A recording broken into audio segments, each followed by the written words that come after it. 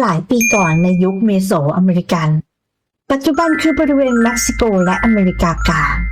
มีชนเผ่าพื้นเมืองอาศัยด้วยกันอยู่3กลุ่มคือโอเมล มายาและแอสแท็กแต่ช่างน่าเสียดายข้อมูลโกโก้ของโอเมลช่างเลือนลางเหลือเกินเราจึงต้องขอให้โอเมลบอกลาเราไปก่อนบ๊ายบายมาผจญภัยกับชนเผ่ามายากันก่อนค่ะมายามีตำนานว่าเทพเจ้าชัวซึ่งเป็นเทพเจ้าแห่งน้ำและฝนกรีดเลือดออกมาและหยดลงบนพื้นดินกลายเป็นต้นโกโก้ต้นโกโก้ค่อยๆเติบโตอย่างงดงามและกลายเป็นต้นกำเนิดเทพเจ้าเอ็กชัวโดยในทุกปีชาวบ้านจะรวมตัวกันขอบคุณเทพเจ้าเอ็กชัวที่คอยดูแลรักษาต้นโกโก้นี้วิธีการกินโกโก้ของชนเผ่ามายาช่างน่าสนใจนะพวกเขานำเมล็ดโกโก้ไปคั่วไฟเติมรสด้วยพริกชิลีและข้าวโพดโดยทั้งหมดจะนำไปป่นและต้มลงในน้ำเดือดรสชาติมันเป็นยังไงกันนะชาวมายายังใช้ผลและเมล็ดโกโก้ในพิธีกรรมศพโดยเชื่อว่าต้องฝังโกโก้พร้อมกับศพเพื่อทำให้มีโอกาสชนะใจเทพเจ้ายิ่งฝังมากเท่าไหร่โอกาสก็จะยิ่งสูงขึ้น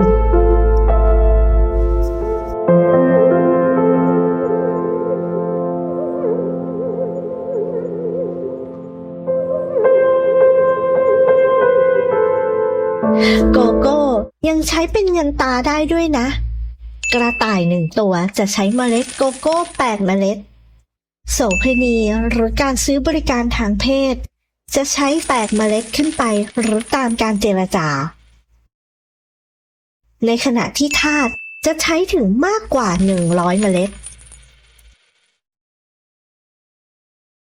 ในพิธีแต่งงานเจ้าบ่าวจะกล่าวว่าเราจะให้สิ่งนี้เพื่อเป็นสัญญาว่าเราจะยอมรับท่านเป็นภรรยาพร้อมกับให้กระโปรงตัวใหม่และเมล็ดโกโก้5เม็ดแก่เจ้าสาวในขณะที่เจ้าสาวจะกล่าวว่าเราจะให้สิ่งนี้เพื่อเป็นสัญญาว่าเราจะยอมรับท่านเป็นสามีและได้ให้เก้าอี้ที่ทาสีโดยเจ้าสาวและเมล็ดโกโก้5เม็ดแก่เจ้าบ่าวและทั้งสองก็ครองรักกันอย่างมีความสุขหยุดก่อนที่จะคิดมิโนโตะไปมากกว่านี้เราเปลี่ยนเรื่องกันดีกว่ามาที่ชนเผ่าพื้นเมืองแอสแท็กฮัลโหลแอสแท็กฮัลโหลโลแอสแท็กโอ้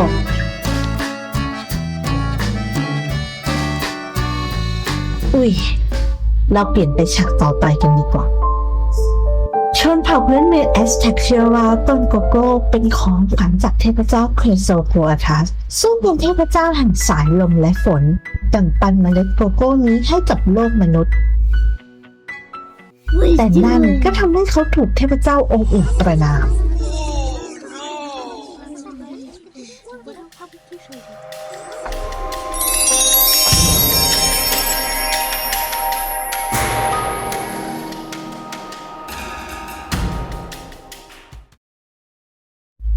ชาวแอสแท็กให้เครื่องดื่มโกโก้กลายเป็นยากระตุ้นกำหนัด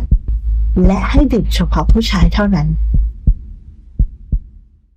จักรพรรดิมอนเตซูที่2แห่งชนเผ่าแอสแท็กจะดื่มถึง50แก้วต่อวันและมักจะดื่มก่อนไปหาหญิงสาวโอ้มันจะปังกันขนาดนั้นไม่เพียงเท่านี้เครื่องดื่มโกโก้ยังเป็นเครื่องดื่มที่ทำให้ทหารตื่นตัวมีพลังงานพร้อมสำหรับการต่อสู้วันเวลาผ่านไปในปี 1519 เออร์นันเกอร์เตสนักสำรวจชาวสเปนก็ได้แล่นเรือมาถึงบริเวณชายหาดของชนเผ่าแอสแท็กเมื่อขึ้นจากเรือมาชาวบ้านเข้าใจว่าเออร์นันเกอร์เตสคือเทพเจ้าเคโซโฟอาทัสโอ้เทพเจ้าเคโซโฟอาทัสมาหาเราแล้วซึ่งให้การต้อนรับเป็นอย่างดีเรื่องนี้ถึงหูจักรพรรดิมอนเตซูที่2จึงให้เออร์นันเกอร์เตสเข้าพบและไม่ลืมที่จะเสิร์ฟน้ำโกโก้สุดปังนี้แต่หารู้ไหมว่าเออร์นันเกอร์เตสมีแผนการร้ายภายใต้รอยยิ้มที่ซ่อนอยู่3 ปีต่อมาในปี